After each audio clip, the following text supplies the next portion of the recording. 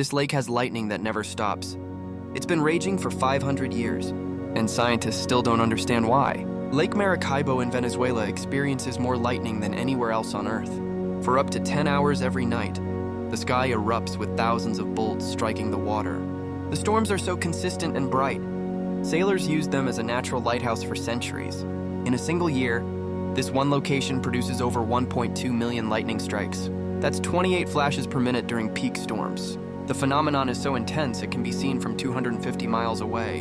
What scientists do know is that the unique geography plays a role. Mountain winds collide with moisture from the lake, creating perfect conditions for endless electrical storms. Would you take a swim here?